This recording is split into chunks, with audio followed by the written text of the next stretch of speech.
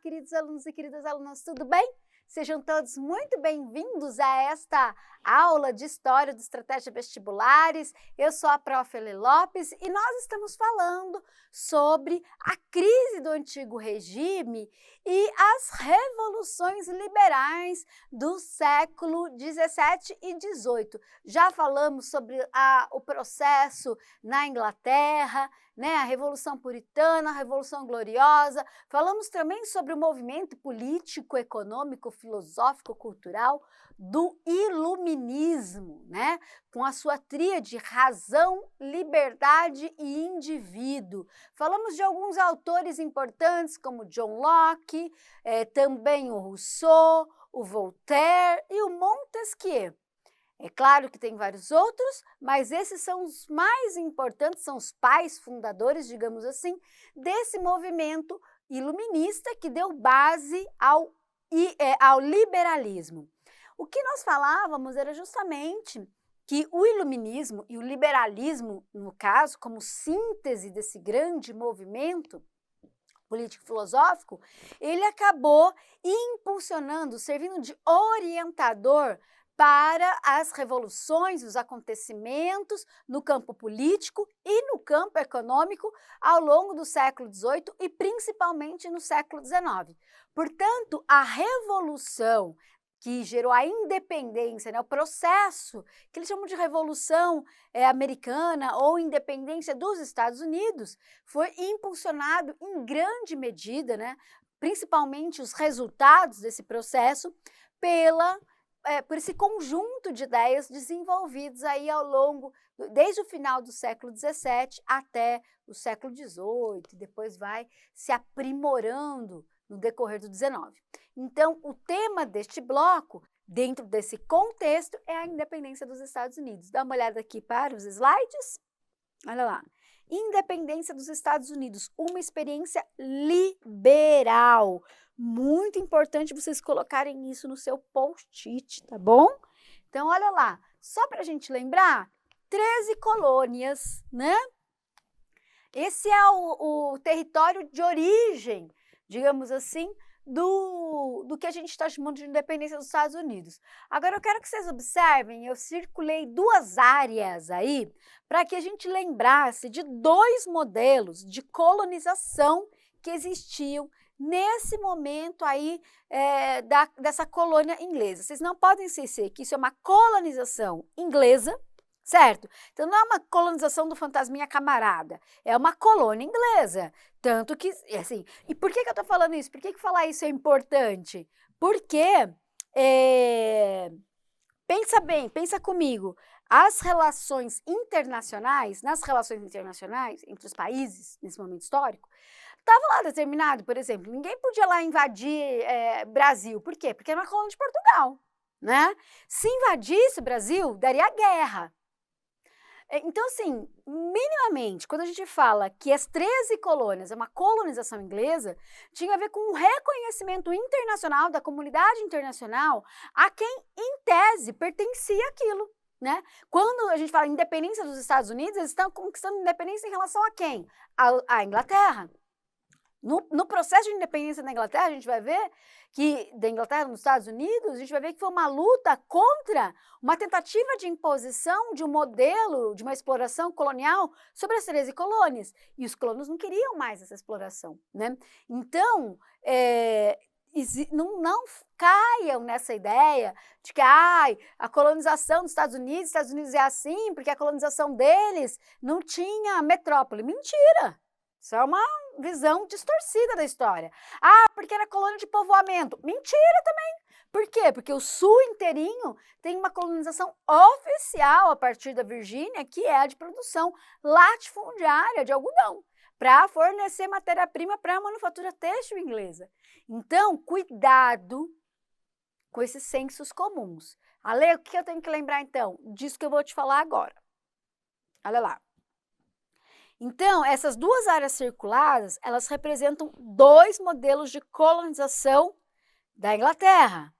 Primeiro, é uma colônia particular, que era organizada por assembleia. Só que eu quero que vocês lembrem o seguinte, que essa colônia, ela é, de certa forma, autorizada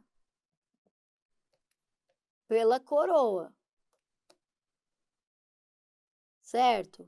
Ninguém chegou aqui fugido, né? Tampouco ficou escondidinho e de repente descobriu que tinha uma colônia particular, não.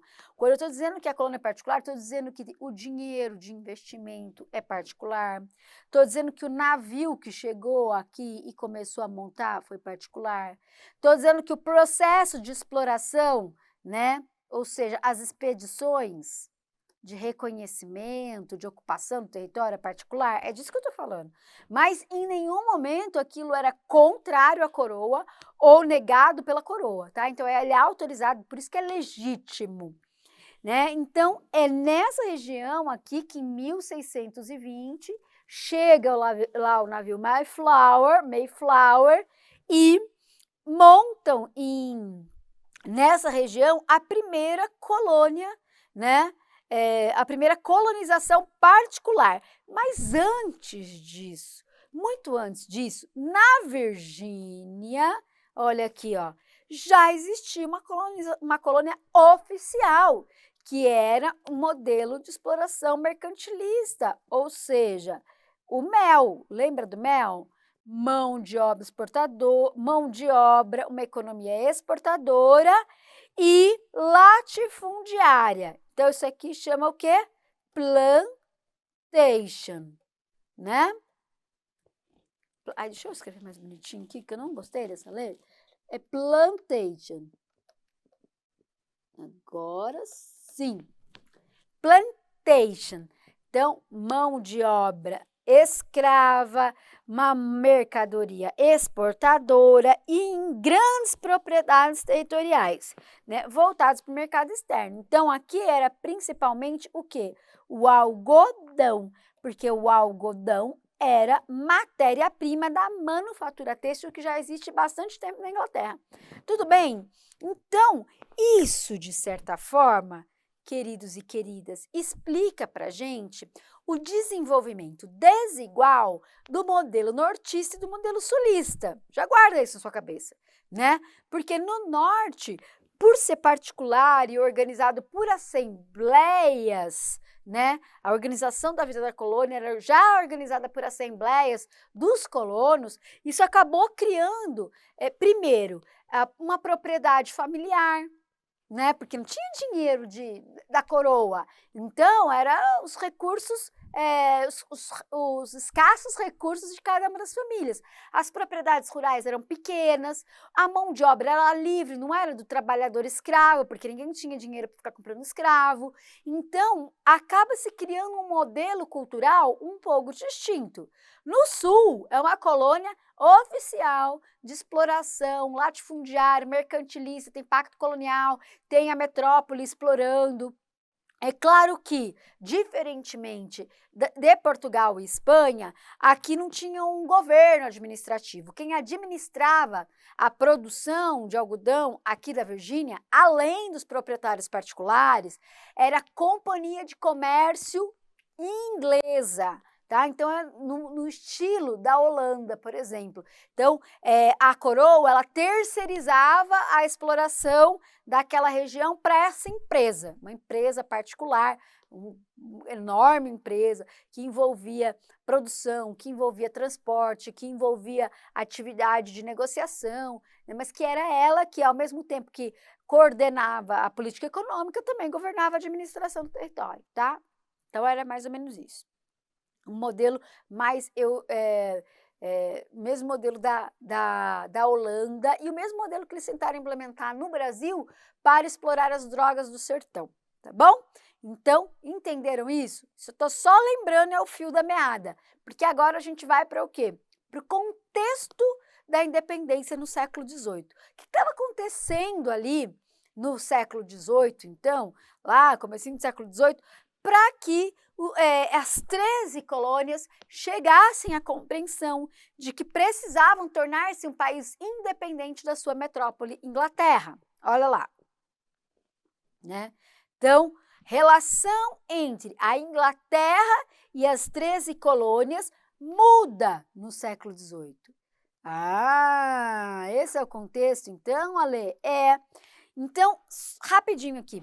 Quando eu falei que era uma colônia particular, uma colonização particular, mas autorizada pela coroa, não é?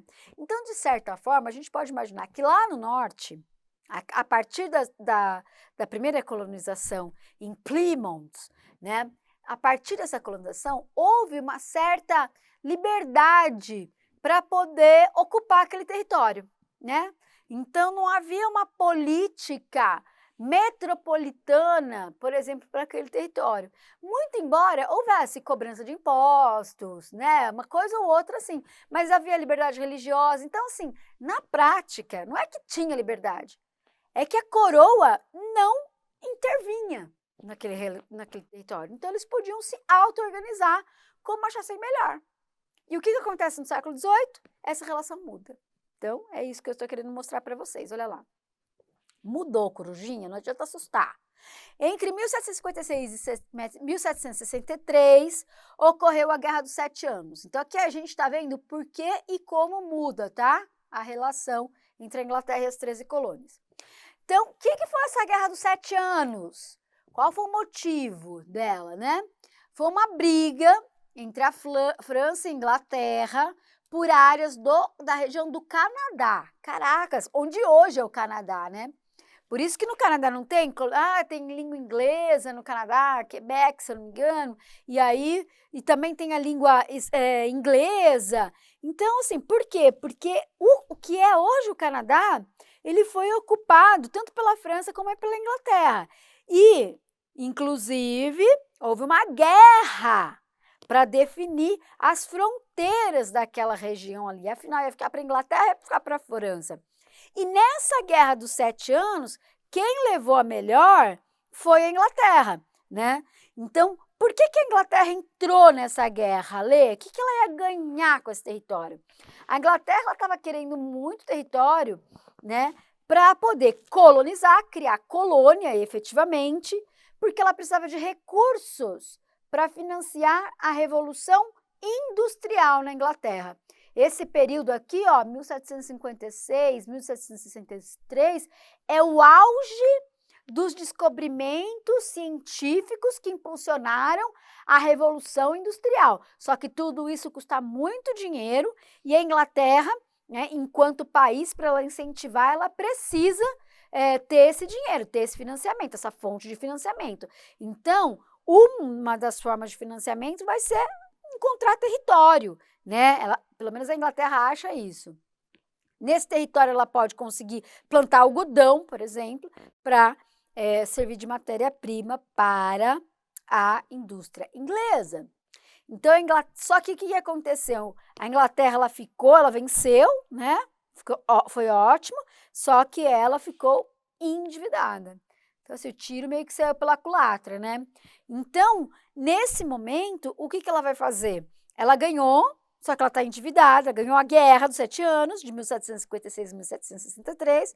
A França perdeu a guerra, né? Ampliou a fronteira ali dos Estados Unidos em relação ao norte, pegou uma parte, só que a Inglaterra não tem grana. Tipo assim, falta dinheiro vivo.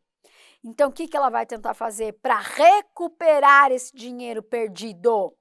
Ela vai intensificar o sistema de exploração colonial nas 13 colônias. Entenderam? Olha para mim. É típico de toda metrópole que precisa arrecadar dinheiro e tem uma colônia, ela faz o quê? Aperta o cinto da colônia, explora mais a colônia, seja extraindo mais produtos, seja cobrando mais impostos. Por quê? Porque a colônia, em tese, é obrigada a obedecer a sua metrópole, né? Na relação mercantilista.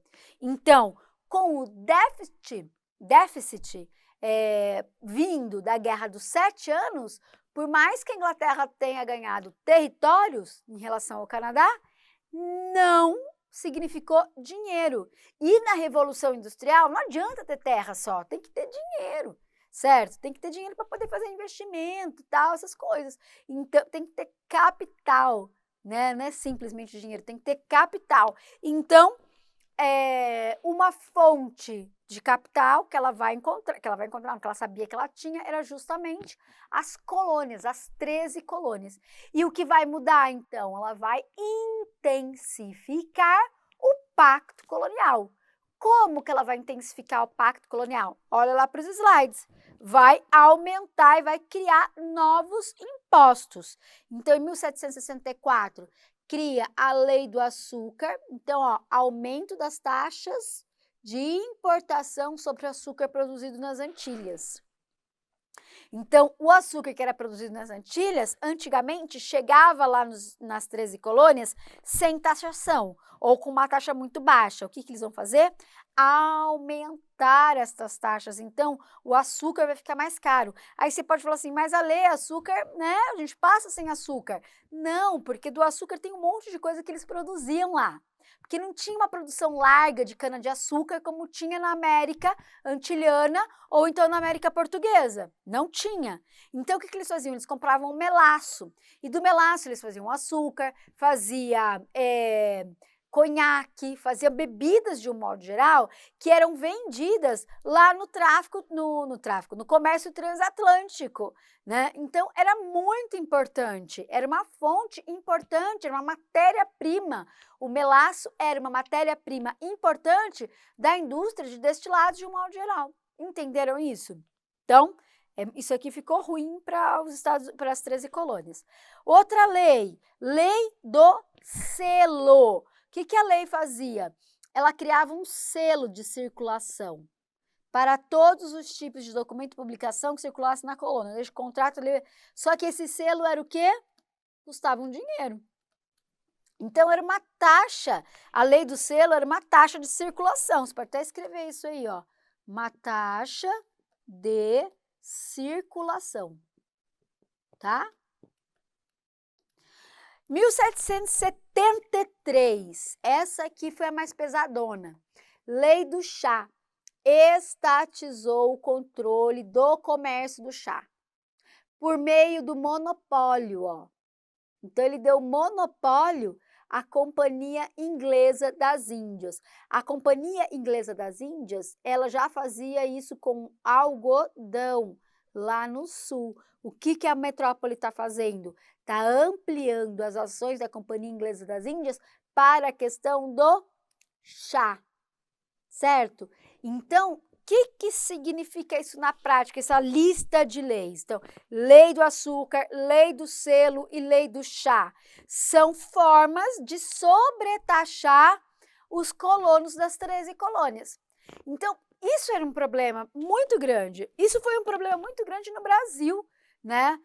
Nós falaremos sobre a independência e a gente vai ver na aula sobre a independência que quando Portugal tentou fazer isso no Brasil, também começou a gerar um choque de interesses entre os colonos e a metrópole, que vai desembocar na independência brasileira. Né? Então, esse choque de interesses. O que está acontecendo aqui também é um choque de interesses, porque e é um choque de interesses inusitado para os colonos, pelo menos da parte nortista. Por quê? Porque até então isso não existia. Mas então, por que a Inglaterra vai fazer isso? Olha, porque ela precisa de dinheiro e porque, como ela é metrópole, ela se julga legítima para fazer isso, certo? Agora, o que aconteceu aqui nas 13 colônias? O que aconteceu? Aconteceu que começou um processo de conscientização de que a metrópole, na verdade, ela estava explorando e que ela precisava, e que era preciso que os colonos colocassem um limite na ação, né, exploratória da metrópole. E isso aconteceu, assim, o grande símbolo dessa ação, né, que queria dar o recado para a metrópole, para que ela tivesse um limite, o abuso de exploração da metrópole, foi naquilo que vocês conhecem muito bem como a festa, que vocês conhecem, se não conhecem, vão conhecer agora, a festa do chá de Boston. Vamos lá. Olha lá, olha só. Em 1774, então, acontece uma manifestação política, não é uma festa, né? É uma manifestação política no qual alguns colonos que se vestem de índios, tá vendo aqui, ó, se fantasiam de índios e jogam no mar muitas caixas de chá vindas da China, perdão, da China não, da Índia, mas, não era o chá, não era de Boston, Ale? Não, o porto era de Boston, mas o chá era importado. Então, eles jogam fora. E qual que é o problema? O problema é que aí a Companhia Inglesa de Comércio tinha comprado todo esse chá lá na Índia, né? E aí ia vir aqui para os Estados Unidos e ia vender super caro esse chá e não ia dar. Você imagina o brasileiro comprando café mais caro, né? Então, eles jogam, olha só quantas caixas aqui, jogam fora. Quando eles jogam fora, meu amigo, o governo da Inglaterra fala: seus filhos da mãe, agora vocês vão tomar as leis intoleráveis. Lembra? Tolerância zero com esses colonos, né? Essas leis intoleráveis, elas determinavam o seguinte: fechamento do porto de Boston. Imagina fechar um porto no Brasil, como, por exemplo, o Porto de Santos, né? Isso vai ter um impacto na economia de um modo geral. Ocupação militar da região. Isso aqui era um problema muito grande também, porque aí os ingleses ocuparam militarmente várias regiões das 13 colônias. Uma dívida, porque aí a colônia tinha que pagar todo o prejuízo, né? Ou seja, devolver o dinheiro desse chá que eles jogaram no mar. Restrição de liberdades civis e econômicas dos colonos. Tá vendo? Aqui pegou, gente. Aqui, olha aqui tá o grande nó do problema. Porque além de fechar o porto, além de pagar um valor em dinheiro, além de ocupar militarmente, ainda acabou, né? Restringiu direitos civis e direitos econômicos, né? Liberdades econômicas dos colonos. Bom, a partir deste momento, o que os colonos falam? Precisamos, né, entrar em acordo com a metrópole. E é muito louco, porque o processo de independência, inicialmente, ele não tinha a ver com a ruptura. Queremos fazer um outro país, mas queremos uma representação política no parlamento inglês. Então, é muito interessante que a gente percebe que no início, aquilo que eu vou mostrar para vocês que chama-se o primeiro congresso da Filadélfia, os discursos, dizem os historiadores, né, especialistas em Estados Unidos, dizem o seguinte: ali não queriam uma ruptura com a metrópole, exigiam que eles também tivessem representação política lá no parlamento inglês. Por quê? Porque é como se fosse parte do Reino Unido, né? As 13 colônias queriam ser reconhecidas como súditos do rei e não simplesmente como colonos. Percebe? Há uma distinção entre ser colono é assumir que você não tem direito qualquer, que é metrópole te submete. Outra coisa é ser súdito, né? E súdito, nós estamos falando aqui de um parlamento que tem muito que tem muito poder na Inglaterra, né? Já passou aqui já as leis, a Revolução Puritana e a Revolução Gloriosa. Então, nós estamos num outro momento político na Inglaterra. Então, super importante também pensar nisso, né? Então, vamos lá para o processo político da Inglaterra, dos Estados Unidos? Vamos lá, olha lá. Então, em setembro de 1774, houve o primeiro Congresso da Filadélfia. É esse que eu estou descrevendo para vocês, né? Nesse primeiro Congresso da Filadélfia, então, havia uma exigência do rei, ao rei, para que ele concedesse, né, e o parlamento aceitasse representação política, né, dos colonos lá no parlamento inglês. É claro que o rei falou: não queremos. Além de não querermos, vocês se coloquem no seu lugar, nós ainda vamos fazer uma guerra contra vocês, né? E aí, em abril de 1775,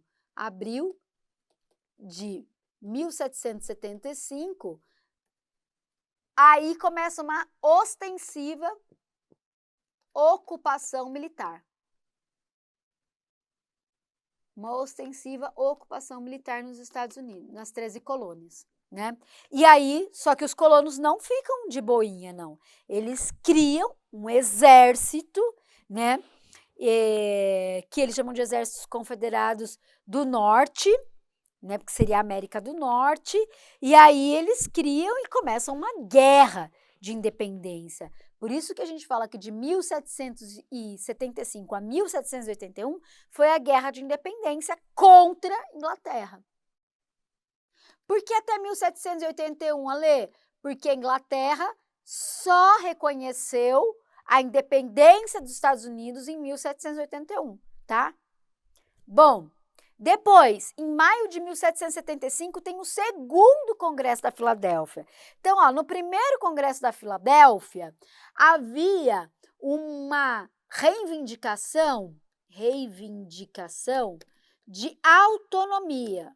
Autonomia significava autonomia. Significava que queriam fazer parte do Reino Unido. Não era, portanto, separatista. No segundo Congresso da Filadélfia, depois que a Inglaterra zoou com os colonos e ainda mandou que eles colocassem no seu lugar, aí no segundo Congresso da Filadélfia, aí eles lançam o Manifesto pela Independência. O Manifesto pela Independência Política. E aqui sim, você não quer só autonomia, você quer soberania. Ou seja, ser um país independente, certo? Aí continua a guerra, enquanto isso está rolando a guerra civil, né? Em 4 de julho de 1776, aí então, reunidos, né, muitos, que a gente chama de os federalistas, né, eles estão vários ali reunidos, proclamando a República dos Estados Unidos. A proclamação da República dos Estados Unidos. Veja que nesse momento, alguns países começam a reconhecer os Estados Unidos como um país independente, mas a metrópole, a Inglaterra, reconheceu os Estados Unidos como um país independente em 1776? Não reconheceu. Então, alguns anos ainda, os Estados Unidos ficou lutando bravamente contra a dominação inglesa. E assim, a dominação inglesa, pensa bem, não é a dominação portuguesa, né? Esses caras têm a maior marinha mercante, eles têm exército, eles têm dinheiro. Então, foi de fato uma guerra pela conquista da independência. Até que chega no meio desse processo, entre 1776 e 1781, os Estados Unidos, né, agora Estados Unidos, eles recebem apoio tanto da França quanto da Espanha, né? Então, recebem armas, recebem dinheiro, recebem suplemento, para poder continuar na guerra contra a Inglaterra. E, enquanto isso, obviamente, internacionalmente, no cenário internacional, outros países bastante importantes, eles vão pressionando a Inglaterra para que a Inglaterra reconheça a soberania e independência das 13 colônias, para que ela possa efetivamente ser reconhecido como país e começar a ter liberdade econômica e construir, né? Se construir como um país livre. Então, olha lá. E aí, em 19 de outubro de 81, é que a Inglaterra reconhece a independência dos Estados Unidos, né? Antes disso, vários países, praticamente todos os países já tinham reconhecido essa independência, tá? Então, pensa aí, guarda aí, em 1776, tem a proclamação da independência pelos próprios colonos, né? 1776, mas o reconhecimento é apenas em 1781. Significa que durante todo esse tempo aí está rolando guerra de libertação, certo? E aí, por fim, olha só, em 17 de setembro, dia do meu aniversário, de 1787, aí finalmente eles promulgam a primeira Constituição dos Estados Unidos. Aqui é como se fosse a declaração de nascimento dos Estados Unidos, porque é realmente um conjunto de leis que vai organizar a vida desse país. Então, vocês vejam que de 1776, então vamos lá de novo, Lelê, 1776, datas importantes, né? 1776, depois 1781, depois 1787, né? Independência, Inglaterra reconhece a independência e Estados Unidos promulga a sua Constituição. E se a gente for olhar a Constituição dos Estados Unidos, é uma Constituição muito liberal, né? Assim, não tem que mais liberal, menos liberal. Ela é uma Constituição liberal. Inclusive, ela vai criar um tipo específico de Estado que depois vai inspirar vários outros estados republicanos pelo mundo ocidental, né? Então, muito interessante pensar nesse modelo americano que está surgindo aí agora. Vou mostrar já para vocês.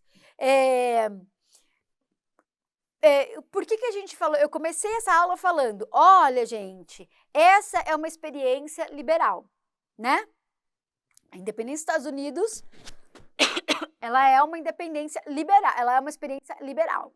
Então, se é uma experiência liberal, a Constituição, ela é um documento que representa, que simboliza juridicamente, né, politicamente, essa experiência dessa guerra civil, tá?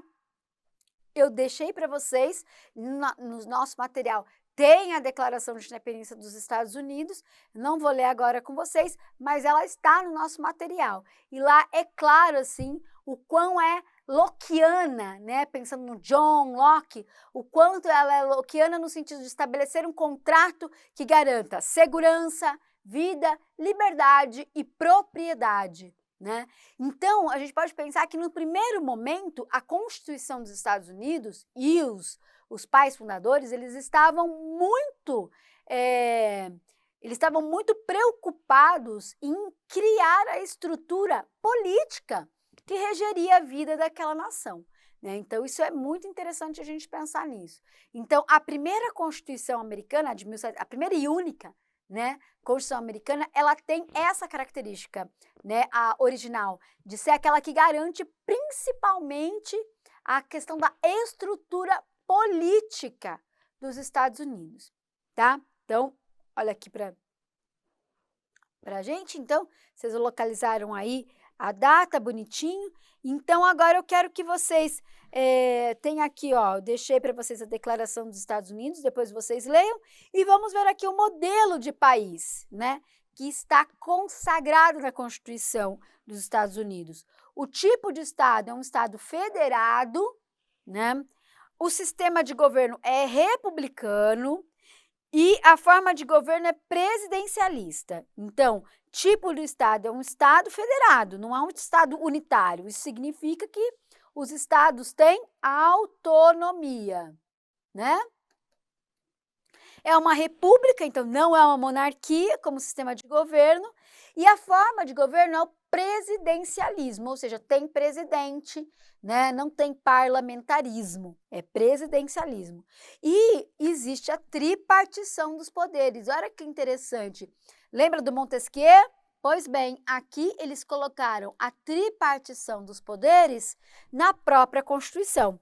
Então, veja que este modelo de país estava consagrado na Constituição. E por que foi um grande debate? Porque foi um debate sobre o federalismo, né? Se ia ser federalismo, se ia ser Estado unitário, se ia ser uma confederação e não uma federação. Então, até chegar essa formulação de um Estado, né, de uma república federada, onde existe soberania nacional e autonomia nos estados, isso foi muito importante. Foi um modelo criado a partir de uma discussão política muito ampla, com um debate democrático muito fervoroso, digamos assim. É interessante que, nesse momento histórico, vem um grande intelectual francês e um deputado para os Estados Unidos para estudar a democracia na América. Essa pessoa é o Tocqueville. Exatamente, eu vou falar mais sobre ele quando estiver falando de Revolução Francesa e por aí vai. Mas ele vem para os Estados Unidos para entender a experiência inusitada e até aquele momento a experiência única de constituir um modelo de sociedade inexistente até então. Então, um Estado federado, uma república e do tipo presidencialista e não parlamentarista, né? E ainda com a tripartição de poderes jogado na Constituição. Bom, isso é 1787, né? Então, o que eu quero que vocês percebam agora? Faltava alguma coisa. E o que faltava? Os direitos civis dos indivíduos, isso não é um liberalismo. Cadê os indivíduos? Cadê a liberdade aí, né?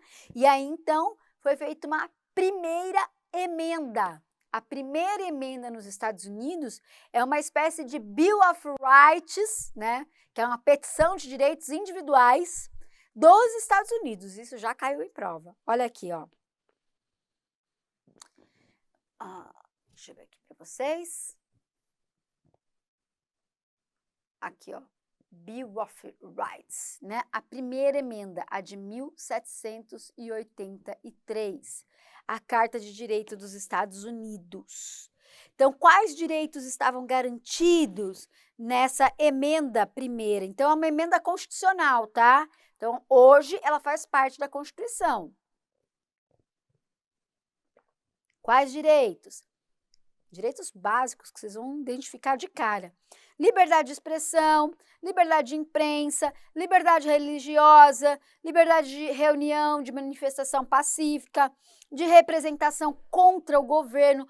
Cara, isso é muito importante, isso. Representação contra o governo. Você está vendo que tudo isso daqui, ó, ele impede.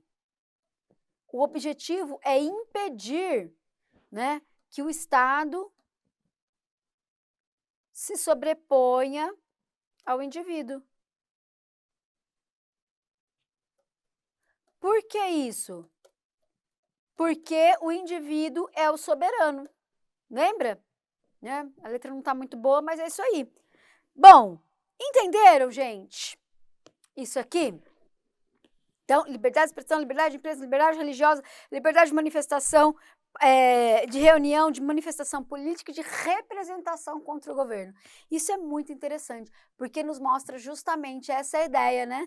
De que a soberania ela é popular e de que precisa combater a tirania do Estado, porque ele vai falar, a preocupação aqui, não vou aprofundar nisso, mas esse debate é muito interessante, né? É um debate que na ciência política a gente faz com muita profundidade, que é o debate sobre a tirania da maioria, a regra de ouro da democracia, o quanto as minorias têm que se submeter ou não às maiorias, até que ponto vai as maiorias, como é que as minorias controlam as maiorias, apesar de ter que ter a regra, né, de ouro, que é a regra da maioria. Então, cara, é muito interessante esse debate, e esse debate ele foi muito profundo e foi muito também saudável nos Estados Unidos. É um debate que é muito atual e sempre quando a gente recorre a esse debate sobre maiorias e minorias, né, como evitar as tiranias da maioria, mas também como evitar as tiranias da minoria,